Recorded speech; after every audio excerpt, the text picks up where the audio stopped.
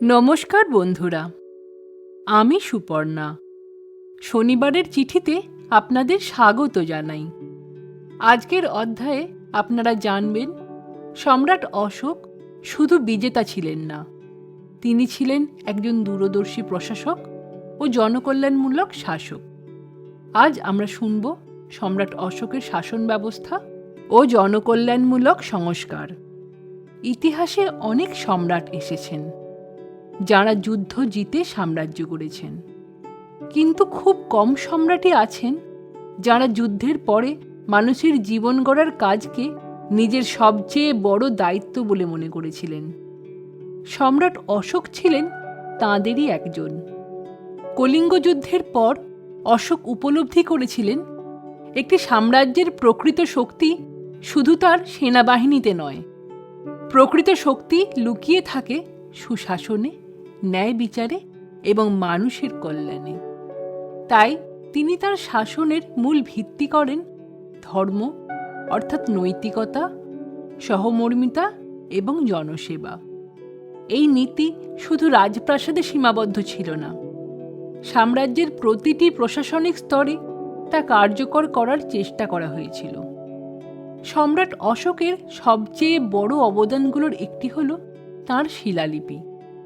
আজ থেকে প্রায় 2300 বছর আগে, যখন ছাপাখানা ছিল না, সংবাদপত্র ছিল না, রেডিও বা টেলিভিশনও ছিল না, তখন সম্রাট তাঁর বার্তা পৌঁছে দিতেন পাথরের গায়ে খোদাই করে। ভারতের বিভিন্ন প্রান্তে পাহাড়ের গায়ে বিশাল পাথরের ওপরে এবং রাজপথের ধারে তিনি শিলালিপি স্থাপন করান। এই শিলালিপিগুলোতে যুদ্ধের গৌরব নয়, বরং মানুষের প্রতি দায়িত্বের কথা লেখা ছিল। সেখানে তিনি মানুষকে আহ্বান জানিয়েছিলেন সত্য কথা বলতে, মাতা পিতার সেবা করতে, সব ধর্মকে সম্মান করতে এবং অহিংস জীবনযাপন করতে। আজ ইতিহাসবিদদের কাছে এই শিলালিপিগুলোই অশোকের জীবন ও শাসনের সবচেয়ে নির্ভরযোগ্য প্রাথমিক উৎস। অশোকের আরেকটি অসাধারণ সৃষ্টি অশোক স্তম্ভ, পাথরের এক খণ্ড বিশাল স্তম্ভ, যার মাথায় খোদাই করা থাকত সিংহ, ষাঁড়, হাতি বা ঘোড়ার প্রতীক। সবচেয়ে বিখ্যাত স্তম্ভটি পাওয়া যায় সারনাথে। 4টি সিংহ একে অপরের বিপরীতে দাঁড়িয়ে আছে। এই সিংহ মূর্তি আজ স্বাধীন ভারতের জাতীয় প্রতীক, আর তার নিচের ধর্মচক্র আজ আমাদের জাতীয় পতাকার মাঝখানে অশোক চক্র হিসেবে স্থান পেয়েছে। ভাবুন, প্রায় 2300 বছর আগে নির্মিত এই প্রতীক আজও একটি স্বাধীন দেশের পরিচয়ের অংশ। অশোকের নাম উচ্চারণ করলেই আরেকটি স্থাপত্যের কথা মনে পড়ে, সাঁচি স্তূপ। বর্তমান মধ্যপ্রদেশে অবস্থিত এই স্তূপটি বৌদ্ধ ধর্মের অন্যতম গুরুত্বপূর্ণ স্মৃতিস্তম্ভ। ঐতিহাসিকদের মতে সম্রাট অশোকই প্রথম এখানে স্তূপ নির্মাণের উদ্যোগ নেন। পরবর্তী শতাব্দীগুলিতে এটি আরও সম্প্রসারিত হয়। আজ এটি শুধু ধর্মীয় স্থান নয়, এটি ইউনেস্কো ওয়ার্ল্ড হেরিটেজ সাইট। বিশ্বের বিভিন্ন দেশ থেকে মানুষ এখানে আসেন শুধু বৌদ্ধ ধর্ম জানার জন্য, ভারতের প্রাচীন স্থাপত্য ও ইতিহাসকে অনুভব করার জন্য। সম্রাট অশোক বিশ্বাস করতেন, একজন সুস্থ নাগরিকই একটি শক্তিশালী রাষ্ট্রের ভিত্তি। তার শিলালিপিগুলিতে মানুষ ও পশুর চিকিৎসার ব্যবস্থা করার উল্লেখ রয়েছে। তিনি বিভিন্ন স্থানে চিকিৎসা সংক্রান্ত সুবিধা গড়ে তোলার কথা বলেন এবং ঔষধি গাছ লাগানোর নির্দেশ দেন। যদিও আধুনিক অর্থে হাসপাতাল কেমন ছিল সে বিষয়ে বিস্তারিত তথ্য পাওয়া যায় না, তবে জনস্বাস্থ্য এবং চিকিৎসা নিয়ে তার যে উদ্বেগ ছিল তা তার শিলালিপিগুলিতে স্পষ্টভাবে প্রতিফলিত হয়েছে। দূরপাল্লার যাত্রা একসময় ছিল অত্যন্ত কষ্টকর। অশোক এই সমস্যাও বুঝেছিলেন, তাই তিনি গুরুত্বপূর্ণ রাজপথের ধারে ছায়া দেওয়ার জন্য গাছ লাগানোর নির্দেশ দেন।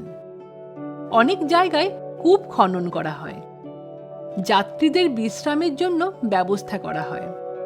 এগুলো শুধু উন্নত প্রকল্প ছিল না, এগুলো ছিল একজন শাসকের মানবিক দৃষ্টিভঙ্গির প্রকাশ। তিনি চেয়েছিলেন তার সাম্রাজ্যে মানুষ শুধু নিরাপদই নয়, স্বস্তিতেও থাকুক।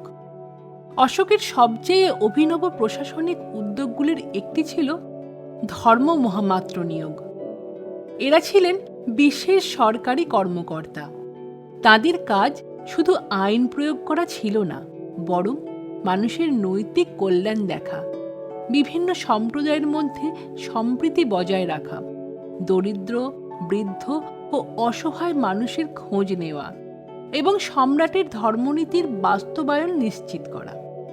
প্রাচীন বিশ্বের ইতিহাসে এটি ছিল এক ব্যতিক্রমী প্রশাসনিক উদ্যোগ, কারণ প্রথমবারের মতো রাষ্ট্রনৈতিক ও সামাজিক কল্যাণকে প্রশাসনের একটি গুরুত্বপূর্ণ অংশ হিসেবে বিবেচনা করেছিল।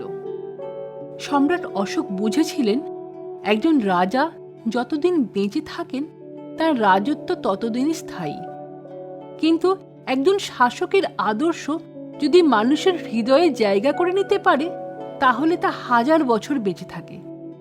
আজও ভারতের জাতীয় প্রতীক অশোক চক্র, সাঁচি ও তার শিলালিপি আমাদের সেই কথাই মনে করিয়ে দেয়। কিন্তু অশোকের স্বপ্ন শুধু তাঁর সাম্রাজ্যের মধ্যে সীমাবদ্ধ ছিল না। তিনি চেয়েছিলেন বুদ্ধের শান্তির বাণী পৌঁছে যাক সমগ্র পৃথিবীতে। পরবর্তী অধ্যায়ে আমরা জানব কিভাবে সম্রাট অশোক তরবারি নয়, ধর্ম, কূটনীতি এবং মানবতার মাধ্যমে বিশ্বের বহু অঞ্চলে নিজের প্রভাব বিস্তার করেছিলেন। আজকের পর্ব এখানেই শেষ হলো।